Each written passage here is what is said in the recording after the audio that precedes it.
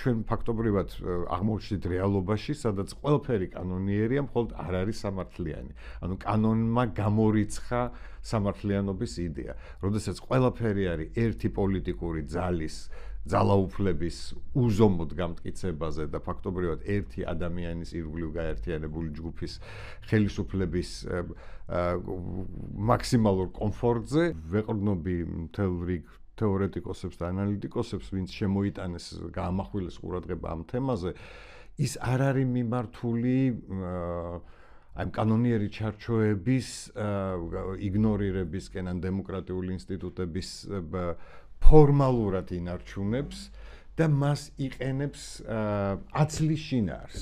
ანუ დღეს რა რეალობასთანაც გვაქვს საქმე, ეს არის შინაარს გამოცლილი სახელმწიფო, ანუ სახელმწიფო, რომელიც უზურპირებული აქვს ერთ დაჯგუფებას და ქმნის მოჩვენებას, რომ ის არის სახელმწიფო, რომ მას აქვს კანონმდებლობა, აი ყველაფერი კანონიერად კეთდება, აი პარლამენტი როგორ მუშაობს, სიამდვილეში არაფერს არ მუშაობს.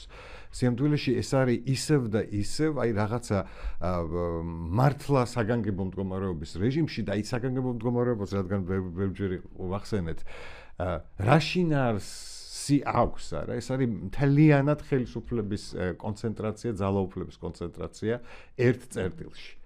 და შესაბამისად მორგება ყველაფრის, ანუ აქ ქვეყნის ინტერესები, კონსტიტუცია, ძირითადი კანონი და ასე შემდეგ, შინაარსკა, მნიშვნელობასკა, ფუნქცია აღარ აქვს. ანუ მე უბრალოდ როგორ დაგსაჯო და როგორ გამოვიყენო ყველაფერი საჩემოდ. მეტი შინაარსი აღარ არის დარჩენილი, ხო?